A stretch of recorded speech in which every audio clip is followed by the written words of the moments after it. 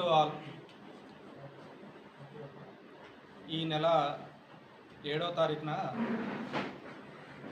ఒక 12 సంవత్సరాల అమ్మాయి మిస్ అయిందని చెప్పి ఒక పిటిషన్ రావడం జరిగింది. ఆ పిటిషన్ మీద కిడ్నాప్ కేసు రిజిస్టర్ చేసి దానిలో ఒక 4 టీంలు ఏర్పాటు చేసి అన్ని రకాలుగా సెర్చ్ చేయటం, క్లూస్ కోసం ట్రై చేయటం జరుగుతున్న క్రమంలో 13వ తారీఖు నైటు ఒక ఫిమేల్ డెడ్ బాడీ ఉంది, డికంపోజ్ అయ్యి స్మెల్ వస్తుందనేది ఇన్ఫర్మేషన్ రాగా ఆ ఇన్ఫర్మేషన్ మీద బాడీ సీన్కి విజిట్ చేసి బాడీని ఐడెంటిఫై చేయటం జరిగింది. ఆ బాడీ మీద ఉన్న బట్టల ఆధారంగా ఆ మిస్సింగ్ అయిన అమ్మాయే ఈ డెడ్ బాడీ అని చెప్పి ఐడెంటిఫై చేసుకోవటం జరిగింది. ఈ ఐడెంటిఫై చేసిన తర్వాత మేము సేకరించిన ఇన్ఫర్మేషన్ ప్రకారం ఆ 7వ తారీఖు రోజు అమ్మాయి తండ్రి పిటిషన్ ఇవ్వటం జరిగింది.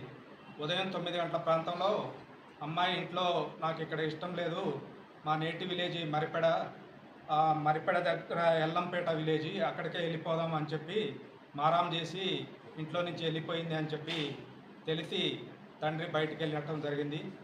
బయటికి వెళ్ళిన తర్వాత ఒక దగ్గర తండాలో కిరాణా షాపులు ఉంటాయి, నడిగడ్డ తండాలో ఆ కిరాణా షాపులు దాటిన తర్వాత ఒక ప్లేస్లో అమ్మాయి నిలబడి ఉంటే అమ్మ దగ్గరికి వెళ్దాము అని చెప్పి బండి మీద ఎక్కించుకొని టువర్డ్స్ మియాపూర్ వైపు తీసుకొని వెళ్ళటం జరిగింది. తీసుకొని వెళ్ళటం జరిగిన తర్వాత తండ్రి మళ్ళీ యూటర్న్ తీసుకొని నడిగడ్డ తండాకి ఎదురుగా ఒక జంగిల్లోకి పోయే కాలిబాట ఉంటుంది. ఆ కాలిబాట దగ్గర బండి పార్క్ చేసి ఈ మన కుకింగ్ కోసం ఇద్దరు కలిసి ఫారెస్ట్ లోపలికి వెళ్ళటం జరిగింది. అయితే అక్కడికి పోయిన తర్వాత అతను ఏం జరిగిందో ఏందో మొత్తం మీద అక్కడ ఇన్సిడెంట్ అయింది. ఆ తర్వాత తిరిగి వచ్చిండు, ఇంట్లో వాళ్ళకి కానీ ఎవరికి ఏమి చెప్పకుండా సింపుల్గా పోలీస్ స్టేషన్కి వచ్చి ఇట్లా గర్ల్ మిస్సింగ్ అని చెప్పి పిటిషన్ ఇవ్వడం జరిగింది. దాని మీద మనం దర్యాప్తు చేయడం ప్రారంభించాం. కాకపోతే మాకు డే 1 నుంచి కూడా అతని బిహేవియర్ మీద డౌట్ ఉంది. అందుకని చెప్పి మనం పాజిబిలిటీ ఉన్న సీసీ కెమెరాలు, అన్ని ఫుటేజీలు, అదేవిధంగా వేరే విధమైన టెక్నికల్ ఎవిడెన్స్ ఇవన్నీ సేకరించి తర్వాత మేము సేకరించిన ఆధారాలను బట్టి ఇతనే అని మేము ఒక నిర్ధారణకు వచ్చే టైంలోనే ఇతను నడిగడ్డ తండాకి చెందిన ఒక పెద్ద మనిషి దగ్గరికి అప్రోచ్ అయ్యి ఈ జరిగిన విషయం అంతా చెప్పి నన్ను పోలీసుల దగ్గర సరెండర్ చేయమంటే మనకి తీసుకొచ్చి సరెండర్ చేశారు. సరెండర్ చేసిన తర్వాత అదేవిధంగా మేము సేకరించిన ఆధారం ప్రకారం అసలు ఇందులో జరిగిన విషయం ఏంటంటే ఇతను కొంచెం బ్యాడ్ హ్యాబిట్స్ ఉన్నాయి, బాగా అంటే ఆల్కహాల్కి అడిక్ట్ అయిండు, ప్రతిరోజు తాగి ఉండేవాడు. అదేవిధంగా అతని ఈ అశ్లీల చిత్రాలు ఏది బ్లూ ఫిల్మ్స్కు సంబంధించిన వీడియోలు చూస్తుండేవాడు ఎప్పుడు కూడా ఫోన్లో.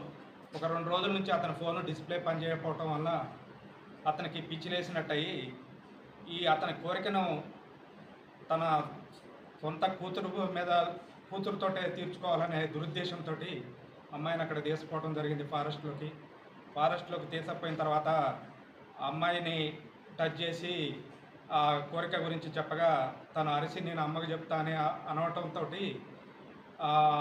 లాభం లేదు, ఈ అమ్మాయి పోతే మళ్ళీ తండాలో చెప్తే పరువు పోయిద్ది అని చెప్పి అమ్మాయి జుట్టు పట్టుకొని గుంజి కింద పడేసిండు. అప్పుడు అమ్మాయికి ముక్కు దగ్గర దెబ్బ తాకి బ్లీడింగ్ ఇంజరీ అయింది. వెంటనే ముక్కు, చెవులు, నోరు మూసేసి చనిపోయింది అనుకున్న క్రమంలోనే అక్కడ ఉన్న ఒక స్టోన్ తోటి తల వెనక కొట్టడం జరిగింది.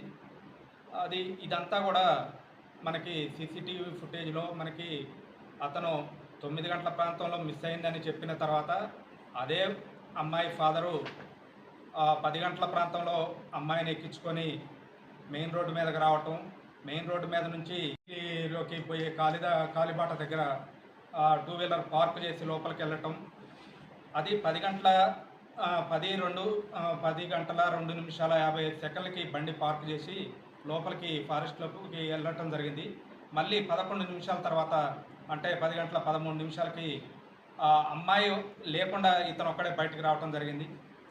నెక్స్ట్ తర్వాత మళ్ళీ ఒక 10 నిమిషాల తర్వాత మళ్ళీ పోయి కూడా అమ్మాయి బతికుందా చనిపోయిందా అని చూడటం జరిగింది. ఇది దాని తర్వాత మనకి ఇదంతా కూడా క్లియర్గా చెప్పిండు.